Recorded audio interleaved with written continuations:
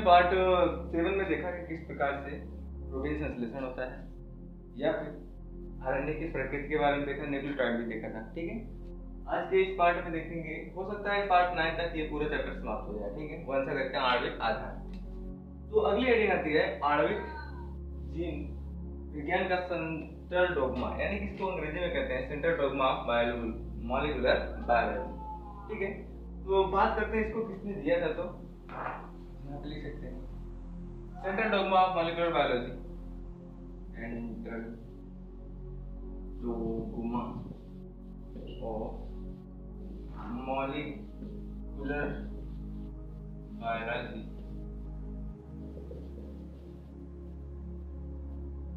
क्रिक ने, इसे यहाँ पे कामा लगा देंगे, क्रिक ने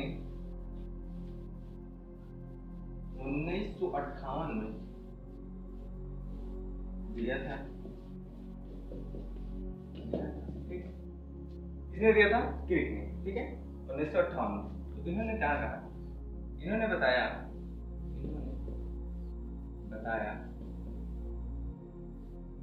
कि आनुवांशिक सूचनाओं का प्रवाह एक पीढ़ी से दूसरी पीढ़ी में, प्रवाह मतलब यहाँ पे लिख सकते हैं एक पीढ़ी से दूसरी पीढ़ी में, ठीक, एक पीढ़ी से दूसरी पीढ़ी में एक दिशात्मक होता है, एक दिशात्मक होता। ठीक है, मतलब क्रिक ने 1958 में यह बताया कि जो आनुवंशिक लक्षण होते हैं, जैसे नाक लंबी है तो बेटा की नाक लंबी हो जाएगी, कान बड़ा बड़ा है तो बेटा का भी कान बड़ा हो जाएगा, मतलब एक पीढ़ी से दूसरी पीढ़ी में जो लक्षण जाते हैं, ठीक है, उनका जो प्रवाह होता है वो एक दिशात्मक होता है। ठीक है, एक दिशात्मक मतलब कि जिनमें मतलब कि अगर मान लेते हैं जिस जीव में डीएनए आनुवंशिक रूप में पाया जाता है, जैसे हम लोगों में भी है, ठीक है, डीएनए पाया जाता है, डीएनए के बाद ट्रांसक्रिप्शन द्वारा क्या होता है? अनुलेखन, जिसको बोलते हैं अनुलेखन द्वारा क्या होता है? एमआरएनए बनता है। अब यह एमआरएनए क्या करता है? मैसेंजर आरएनए यानी संदेश वाहक इन सूचनाओं को लेता है। ठीक है, लेने के बाद ट्रांसलेशन द्वारा क्या करता है? प्रोटीन बनाता है। प्रोटीन क्या काम करती है? यह एमआरएनए एंजाइम्स भी बनाता है। ठीक है, अब ये जो प्रोटीन होती है वो पॉलीपेप्टाइड की होती है, यानी पॉलीपेप्टाइड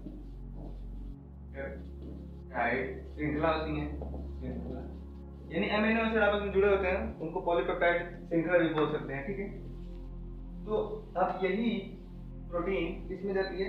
दूसरे पीढ़ी में जाती है। ठीक है, तो इन्होंने यह बताया। ठीक है, तो लेकिन एक और वैज्ञानिक थे, जैसे कि एच टेमिन वा डी मोर ने बताया कि कुछ जीवाणुओं में आनुवंशिक लक्षण के रूप में आरएनए पाए जाते हैं, कुछ जीवों में आनुवंशिक लक्षण के रूप में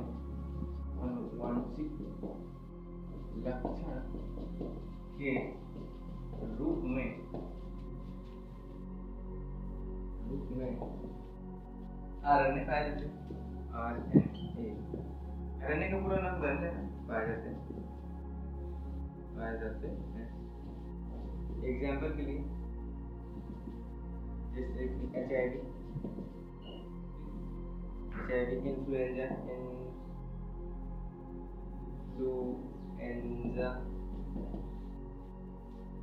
टोबैको मोज़ेक वायरस, और लिखते हैं, और कौन सा होता है? कोरोना।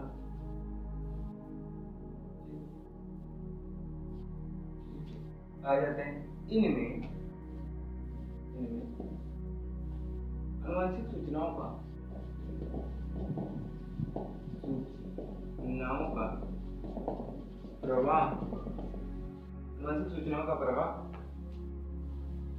विपरीत दिशात्मक होता है।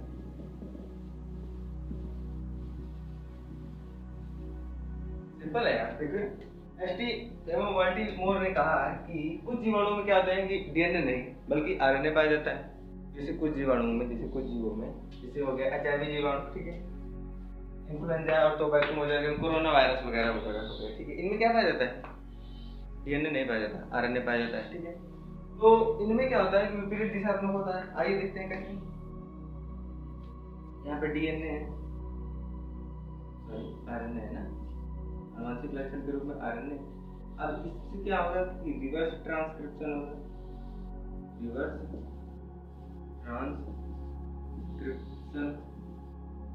रिवर्स ट्रांसक्रिप्शन द्वारा क्या बनाएंगे? डीएनए बनाएंगे, ठीक। डीएनए क्या करेगा? ट्रांसक्रिप्शन करेगा। ट्रांसक्रिप्शन के दौरान एमआरएनए हर हाल में डीएनए के द्वारा ही बनेगा, कभी भी आरएनए के द्वारा एमआरएनए का निर्माण नहीं होगा, ध्यान में रखिएगा बात को। उसके बाद फिर से प्रोटीन सीक्वेंस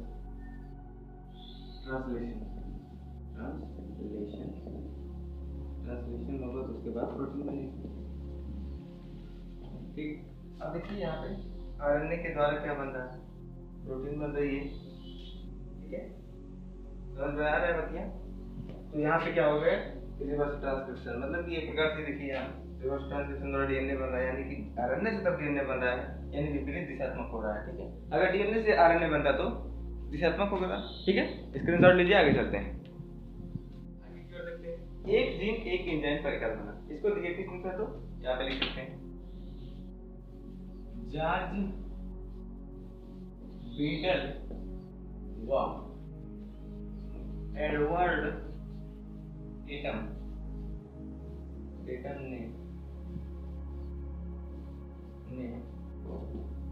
एक जीन एक एंजाइम परिकल्पना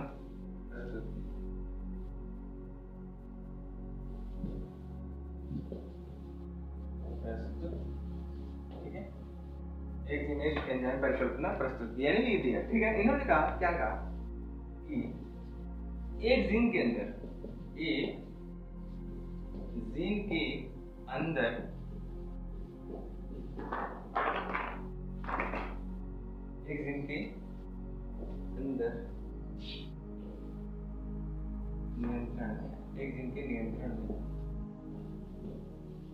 नियंत्रण में एक एंजाइम बनाने की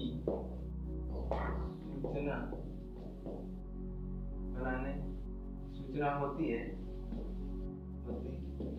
ठीक है, बनाने की सूचना होती है, या एक जीन एक एंजाइम को संश्लेषित कर सकता, ठीक है। इन्होंने क्या बताया कि एक जीन एक ही एंजाइम को बना सकता है बस, ठीक है। उसको हम कहते हैं मोनोसिस्टोनिक आरएनए, जो यहाँ पे लिख सकते हैं, जो एक एंजाइम कुछ नहीं है, पॉइंट करके लिख सकते हैं मोनोसिस्टोनिक आरएनए में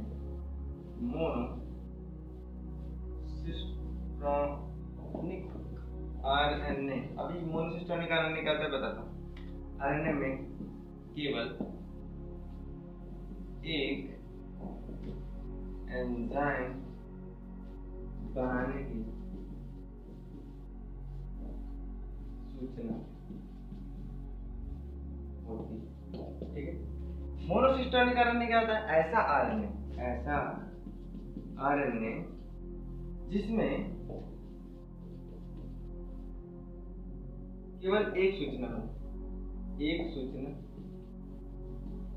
होती है, उसे मोनोसिस्टोनिक आरएनए कहते हैं, ठीक है।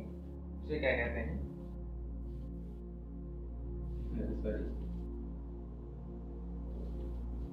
उसे मोनोसिस्टोनिक आरएनए कहते हैं, समझ में आया?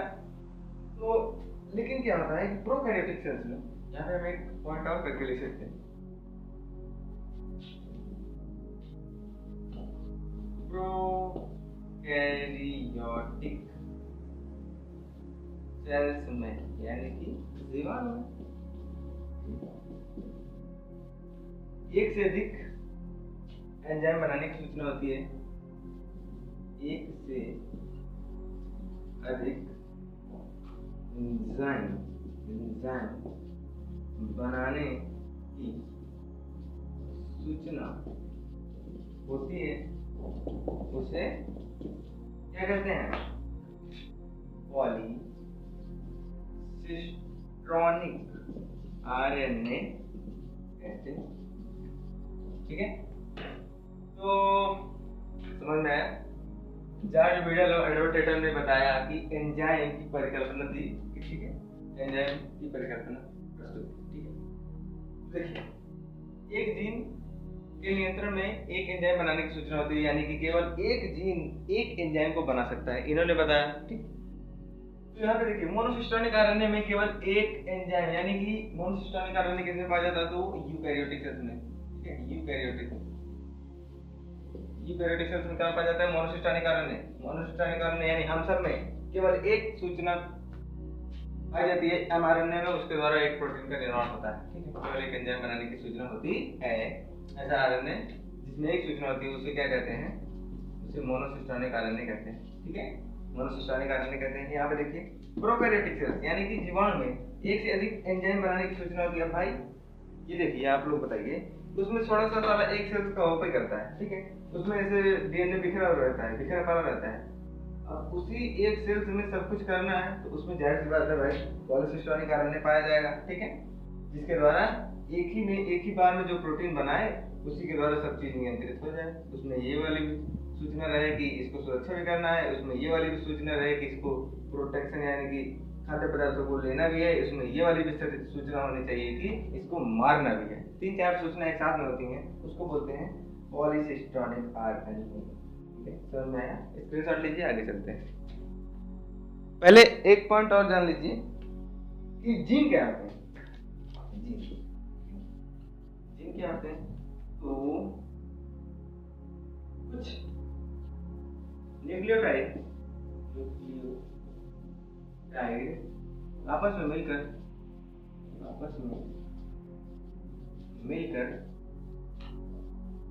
एक जीन का निर्माण करते हैं। एक जीन का निर्माण करते हैं। ठीक है, कुछ न्यूक्लियोटाइड मिलकर आपस में एक जीन का निर्माण करते हैं, या फिर एक शब्द में कह सकते हैं कि डीएनए के छोटे पार्ट को जो किसी कार्य को करता उसको हम जीन कहते हैं। ठीक है, स्क्रीनशॉट लीजिए। देखते हैं लैक ऑपरेशन। ये बहुत ही इंपॉर्टेंट, बहुत ही चुनिंदा टॉपिकों में से एक है लैक ऑपरेशन। ठीक है, तो लैक ऑपरेशन के बारे में जानते हुए हम लोग ये देखते हैं कि होता क्या है। लैक मतलब लैक्टोज। तो यहाँ पे लिख सकते हैं लैक ऑपरेशन हमें यह बताता है, लैक ऑपरेशन हमें यह बताता है कि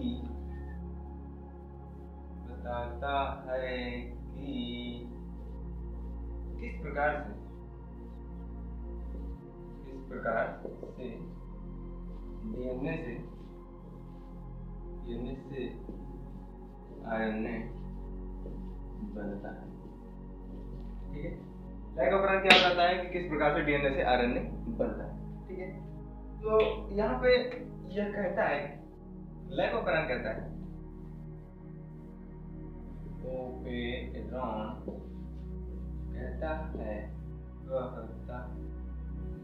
कि डीएनए में 4 प्रकार के जीन पाए जाते हैं। एक डीएनए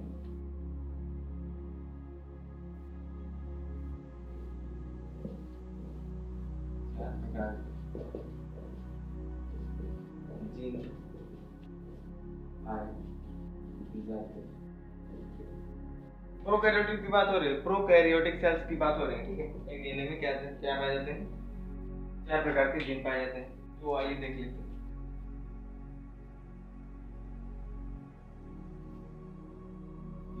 डीएनए। और इसमें बता रहा है कि 4 प्रकार के प्रोटीन पाए जाते हैं ना। पहला होता है रेगुलेटरी जीन, रेगुलेटरी जीन, ठीक। नंबर दूसरा होता है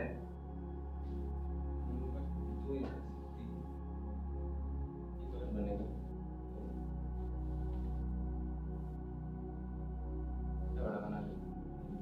तो नंबर 1 पे क्या है? Regulatory gene. नंबर दूसरा पे है प्रीमोटर जीन, मोटर, उसके बाद ऑपरेटर, उसके बाद स्ट्रक्चरल जीन,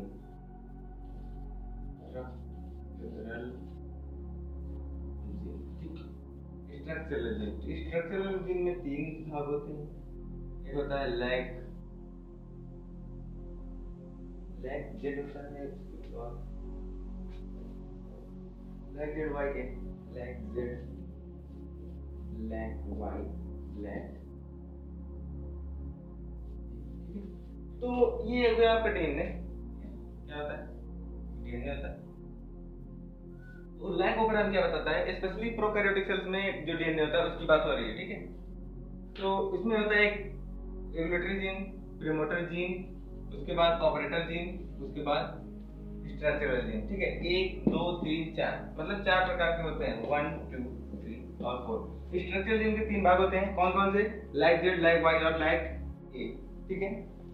पूरा का पूरा प्रोसेस समझ में आएगा। अभी थोड़ा सा हो सकता है दिक्कत पड़े, लेकिन सब समझ में आएगा, ठीक है। तो देखिए कि mRNA बनने के लिए, ठीक है, mRNA बनने के लिए इन दोनों की सहमति होना अति आवश्यक है, ठीक है। जब ये दोनों चाहेंगे तभी mRNA बनेगा, ठीक है। तो ये दोनों कैसे चाहते हैं, ठीक है, इसको देखते हैं। तो इन दोनों की सहमति होना अब बहुत जरूरी होता है, क्योंकि इन दोनों की सहमति के बगैर कुछ नहीं हो सकता। और एक बात और, जब तक स्ट्रक्चरल जीन से एंजाइम निकल नहीं जाता तब तक वह एंजाइम पूरा नहीं माना जाएगा। ये कंडीशन थी कि स्ट्रक्चरल जीन ही पूरा करता है किसको? एंजाइम, ठीक है।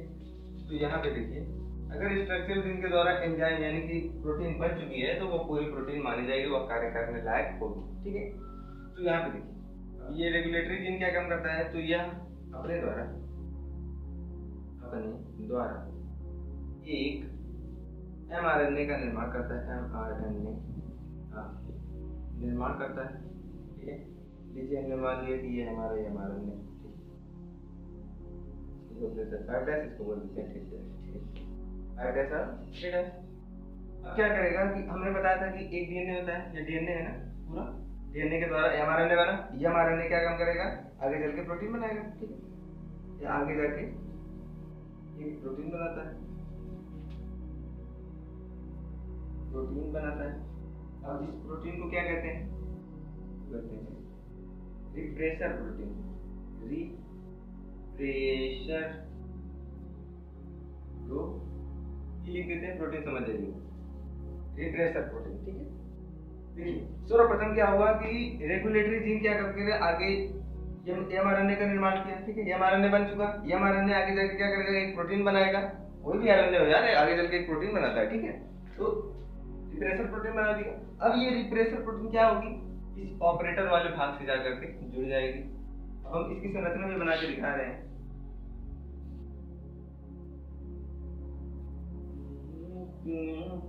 इसको बोलते हैं रिप्रेसर प्रोटीन, ठीक है, रिप्रेसर प्रोटीन। अब ये रिप्रेसर प्रोटीन कहाँ पे जाएगी? ऑपरेटर वाले भाग से जाकर के जुड़ जाती है कुछ इस प्रकार से।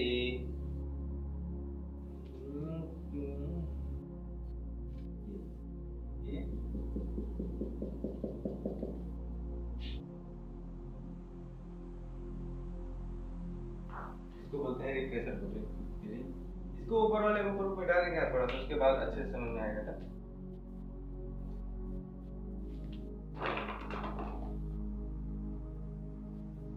लाइक ऑपरान क्या कहता है? लाइक ऑपरान यही कहता है किस प्रकार से डीएनए आरएनए बनता है, ठीक है, लाइक ऑपरान बनाता है। और एक बात और होती है कि डीएनए में कितने प्रकार के खंड पाए जाते हैं, तो कितने प्रकार के जीन पाए जाते हैं? 4 प्रकार के। कौन कौन से? रेगुलेटर, प्रीमोटर, ऑपरेटर और स्ट्रक्चरल। स्ट्रक्चरल जीव के भी 3 भाग होते हैं, लैग जेड और लैग वाई और लैग ए।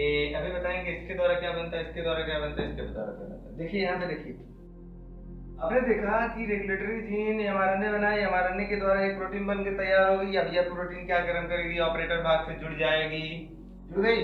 इसको बोलते हैं रिप्रेशर प्रोटीन, ठीक है, ये लिख देते हैं, आप लोग समझ जाइएगा, इतना तो कमजोर नहीं है। रिप्रेशर प्रोटीन अब जाके जुड़ गई है, कहते हैं नहीं हम जाने नहीं देंगे। अब ये क्या काम करता है? प्रीमोटर। यह एक एंजाइम होता है, मैंने पहले भी बताया था, एंजाइम। कौन सा? RNA polymerase, polymerase. इसकी सबसे बहुत ज्यादा अहम भूमिका होती है एक एमआरएनए अणु के निर्माण में, ठीक है। डीएनए से जब एमआरएनए बनता है, इस एंजाइम की अति आवश्यकता होती है, इसके बगैर कुछ नहीं, तेरे बिना जिंदगी अधूरी है सर। यहाँ पे देखिए ये हो गया। तो यहाँ यह काम करता है, यह आरएनए पॉलीमरेज को, पॉलीमरेज एंजाइम को जुड़ने का स्थान प्रदान करती है, प्रदान करता है, यह क्या काम करता है? आरएनए पॉलीमरेज एंजाइम को जोड़ने का स्थान प्रदान करती है। कहती है आइए भैया आरएनए पॉलीमरेज, आइए हमसे जुड़ जाइए, ठीक है।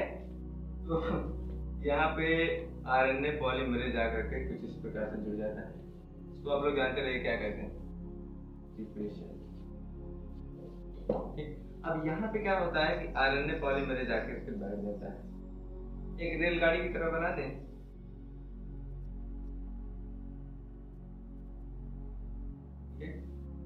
इसको बोलते हैं आरएनए पॉलीमरेज, ठीक है। अब यह आरएनए पॉलीमरेज एंजाइम है, ठीक है। अब देखिए अब आरएनए पॉलीमरेज एंजाइम आगे नहीं जा पा रहा है, ठीक है। अपनी सहमति से आरएनए पॉलीमरेज को तो जोड़ लिया, अब ये भी अपनी सहमति से इसका निर्माण करके यहाँ पे रोक लगा दी है, ठीक है। अब इन दोनों की मर्जी होगी तभी ना आगे जाएगा, ठीक है। तो यह एंजाइम आगे नहीं जा पाता है, ठीक है। थोड़ा सा बड़ा बना दे, नहीं कहेंगे कि सर जगह है अभी। देखिए क्या हो रहा है, आगे नहीं जा पा रहा है, एक रोक लगा हुआ है, ठीक है। यहाँ पे गड़ारी भी बना दें, चलिए हम गड़ारी बना दे रहे हैं, ऐसे आगे जाएगा, ठीक है। तो अब एमआरएनए बनने के लिए पूरा का पूरा एक अच्छा सा एमआरएनए बनने के लिए इस पॉलीमरेज एंजाइम को इस वाले भाग तक जाना पड़ेगा। इसको मान लेते हैं 5', इसको मान लेते हैं 3', ठीक है। हमने बताया था कि जब आरएनए बनने लगता है तो हमेशा 3' से 5' की दिशा में बनता है हमेशा, ठीक है। तो यहाँ तक हुआ, क्लियर हुआ कि एक अच्छा सा प्यारा सा बढ़िया सा एमआरएनए बनने के लिए इस वाले पॉलीमरेज एंजाइम को यहाँ तक आना बहुत जरूरी होता है, ठीक है। तभी पूरा का पूरा एमआरएनए बन पाएगा, ठीक है। तो उसमें होता क्या है कि यहाँ पर एक एंड्रोजन आता है, एक एंड्रोजन। वो एंड्रोजन क्या होता है? लैक्टोज होता है, लैक्टोज होता है, ठीक है। अब लैक्टोज क्या काम करता है? इस एंजाइम पे आकर के इसको चिपका करके उड़ा ले जाता है, ठीक है। हमने बता दिया कि हमने बताया कि जो लैक्टोज होता है उसका जो चित्र होता है कुछ इस प्रकार से होता है। अब सच में मत समझना, मैं आपको समझने के लिए बता रहा हूँ, ठीक है।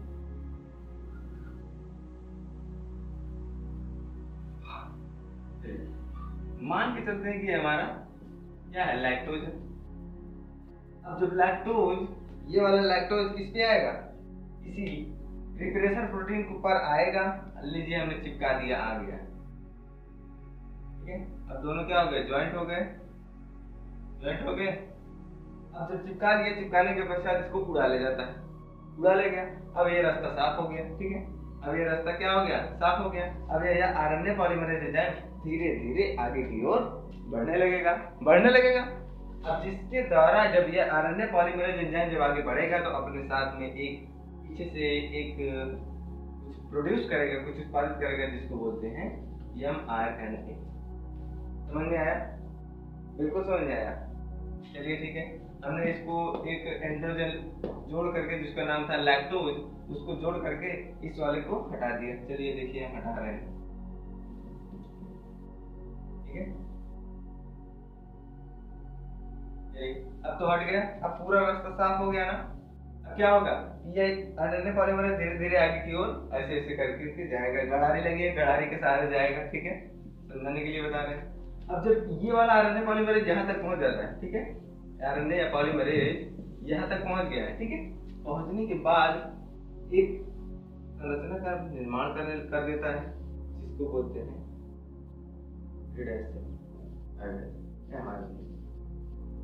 कंप्लीट एमआरएनए, ठीक है, क्या बोलते हैं, कंप्लीट एमआरएनए, ठीक। अब देखिए, हालांकि होता क्या है कि हम सब में जैसे यूकैरियोटिक सेल्स में होता है कि उसमें होता है कि जो एमआरएनए बन के तैयार हुआ है वह सिर्फ और सिर्फ एक जीन के द्वारा निर्माण हुआ है। अब यहाँ पे देखिए 1 2 3 4 5 6, हालांकि जो मेन है वो ये लैग जेड, लैग वाई और लैग, ठीक है। तो इस वाले आरएनए में कितने जीन की सहमति है, तो 3, ठीक है। इसको बोल देंगे जेड, इसको बोल देंगे वाई और इसको बोल देंगे E। यानी कि 3 जीन मिलकर एक एमआरएनए बना है, ठीक है। तो हम सब में क्या होता है कि एक एमआरएनए बनने के लिए एक ही जीन की आवश्यकता होती है, ठीक है, एक बढ़िया से जीन बना देता है। तो यहाँ पे लिख सकते हैं प्रोकैरियोटिक सेल्स यानी जीवाणु में, प्रोकैरियोटिक सेल्स यानी यहाँ पे लिख सकते हैं जीवाणु में, ठीक है, जीवाणु में 3 जीन एक साथ मिलकर एक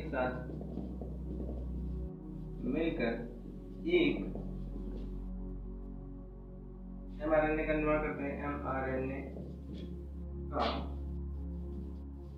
निर्माण करते हैं,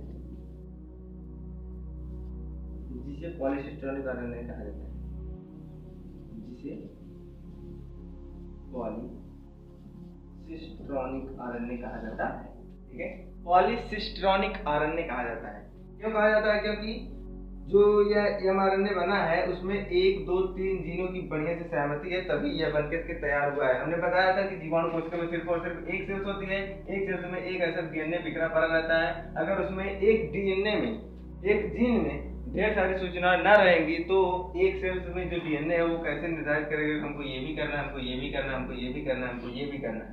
तो इन सबको सूचनाओं को एक साथ रूप में सुचारू चलाने के लिए, अपने शरीर को बनाए रखने के लिए इनमें पॉलीसिस्टोनिक आरएनए पाया जाता है, ठीक है। जिसमें पॉलीसिस्टोनिक आरएनए में एक से अधिक एंजाइम बनाने की प्रकृति होती है, मतलब कि यह आरएनए यानी पॉलीसिस्टोनिक आरएनए एक से अधिक एंजाइम का निर्माण करता है, ठीक है, समझ में आया, ठीक है। तो एक बार हम और देख लेते हैं लाइकोपेरॉन क्या होता है। लाइकोपेरॉन कुछ होता नहीं है, लाइकोपेरॉन के द्वारा हम यह निश्चित करते हैं किस प्रकार से डीएनए से आरएनए का निर्माण होता है, ठीक है, प्रोकैरियोटिक सेल्स में, या फिर इसी प्रोकैरियोटिक सेल्स के द्वारा ह्यूमन का भी अंदाजा लगाया गया है, ठीक। तो लाइकोपेरॉन हमें बताता है कि अच्छा यहाँ पे एंड्रोजन लिख दिए क्या यार, इंड्यूसर होता है, ठीक है,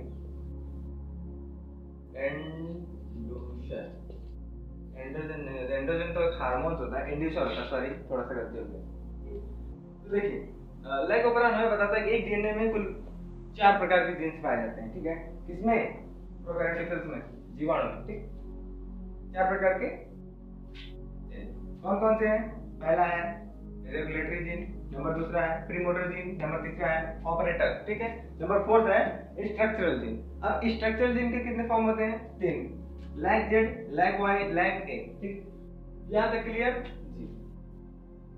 देखिए अब एक कंप्लीट आरएनए बनने के लिए स्ट्रक्चरल जीन के अंतिम वाले पोर्शन तक जाना पड़ता है, किसको जाना पड़ता है, आरएनए पॉलीमरेज एंजाइम को जाना पड़ता है, ठीक है। तो यही होता है कि अब आरएनए, यहाँ पे देखिए रेगुलेटरी जीन क्या काम करी, पहले शुरू में यह अपने द्वारा एक एमआरएनए का निर्माण करती है अकेले ही, बिना किसी से पूछे हुए, ठीक है। किसी से पूछती नहीं, आराम से चुप्पे से एक ही mRNA का निर्माण कर देती है।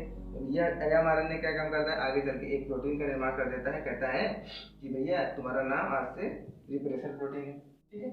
कह रहे ठीक है कोई बात नहीं, तुम्हारा काम क्या है, तो ये समझाता है mRNA तुम्हारा इतना ही काम है कि ऑपरेटर भाग से जाओ, जुड़ जाओ प्रेम से, कोई बात नहीं, यहाँ पे ऐसे आकर के जुड़ जाओ, कहेंगे अगर कोई कुछ बोलेगा तो कहेंगे बोलेगा तो हमको बता देना, इसको बोलते हैं रिप्रेसर प्रोटीन। अब देखिए, अब जब रिप्रेसर प्रोटीन यहाँ पे जुड़ी रहती है, जो प्रीमोटर वाला भाग क्या काम करता है, यहाँ आरएनए पॉलीमरेज एंजाइम को जुड़ने का स्थान प्रदान करता है। यहाँ पे क्या होता है, आरएनए पॉलीमरेज एंजाइम आकर के जुड़ जाता है, ठीक है। जुड़ने के बाद क्या होता है, स्थान देती है ना, कौन देता है, प्रीमोटर देता है, आके जुड़ गया। अब जब ये जुड़ा है, अब क्या ये आगे जा पाएगा, नहीं जा पाएगा, तो इसको हटाने के लिए एक एंजाइम आता है, इंड्यूसर आता है, जिसको बोलते हैं लैक्टोज, ठीक, उसको शॉर्ट फॉर्म में बोलते हैं लैक्ट। अब यह क्या काम करता है, आता है, आने के बाद ऐसे कुछ संरचना होती है, ठीक है, तो आने के बाद इसको उड़ा करके लेके चली जाती है, कहते हैं यहाँ पे तुम्हारा क्या काम है, मेरे अंगने में तुम्हारा क्या काम है, तो इसको उड़ा करके लेके चली जाती है। अब देखिए, जब उड़ा के लेके चला गया तो ये वाला पूरा का पूरा रास्ता खाली हो गया। अब धीरे धीरे आरएनए पॉलीमरेज आगे की ओर बढ़ता है, बढ़ने के बाद जब यहाँ पे पहुंच जाता है, lag Z, lag Y, lac A से होते हुए तो एक एमआरएनए अणु का निर्माण कर देता है, ठीक है। यह एमआरएनए अणु 3 प्रकार के जीन से मिलकर के बना होता है, जिसको बोलते हैं lac Z, lag Y, lac A. अब ये क्या काम करता है, बीटा गैलेक्टोन हार्मोन्स का स्राव करता है, ठीक है। तो ये जो जेड वाला पोर्शन होता है, ये क्या काम करता है, किस एंजाइम का निर्माण करता है, एंजाइम का नाम लिख देंगे कि लैक जेड के द्वारा एक एंजाइम का निर्माण होता है, जिसको बोलते हैं बीटा गैलेक्टोसाइडेज, ठीक। और लैक वाई के जरिए एक एंजाइम का निर्माण होता है, जिसको बोलते हैं परमीएज, ठीक। और लैग ए के द्वारा एक एंजाइम का निर्माण होता है, जिसको बोलते हैं ट्रांस एसी, स्पेलिंग में मत जाइएगा, एसी टाइलेज, ट्रांस एसी टाइलेज, ठीक है। ट्रांस एसी टाइलेज हिंदी में लिखो, कोई दिक्कत नहीं, ट्रांस एसी टाइलेज, ठीक है, ट्रांस एसी टाइलेज। तो ये जो एमआरएनए एक बढ़िया से बन के तैयार हुआ है, इसमें कई प्रकार के एंजाइम को बनाने की सूचना होती है, इसी कारण से इसको क्या कहते हैं, पॉलीसिस्ट्रॉनिक आरएनए कहा जाता है। मोनोसिस्ट्रॉनिक आरएनए किसे कहा जाता है, जिसमें एक जीन के द्वारा एक एंजाइम को बनाने की सूचना होती है, ठीक है, उसको मोनोसिस्ट्रॉनिक आरएनए कहते हैं। पॉलीसिस्ट्रॉनिक आरएनए किसे कहते हैं, जिसमें एक से अधिक एंजाइम बनाने की प्रकृति पाई जाती है, उसको पॉलीसिस्ट्रॉनिक आरएनए कहते हैं। ये था एक आपका कंप्लीट लैक ओपेरॉन। ठीक इसी प्रकार से होता है वाइन ओपेरॉन, यहाँ पे लिख सकते हैं इसी प्रकार से, इसी प्रकार से होते हैं। कौन कौन से होते हैं एक होता है वैन ओपेरॉन, अब देखिए लैक ओपेरॉन में किसका रोल था, लैक्टोज शर्करा का। वैन ओपेरॉन में किसका रोल रहेगा, वायलिन का, ठीक। और एक होता है कि ट्रिप ओपेरॉन, ठीक, एक होता है ट्रिप ओपेरॉन,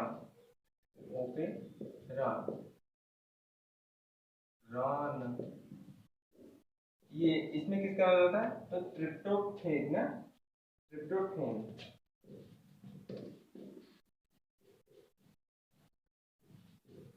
इसमें क्या होता है, लैक्टोज होता है लैक ओपेरॉन में, वैन ओपेरॉन में वायलिन कार्य करता है, ट्रिप ओपेरॉन में ट्रिप्टोफेन कार्य करता है, ठीक है।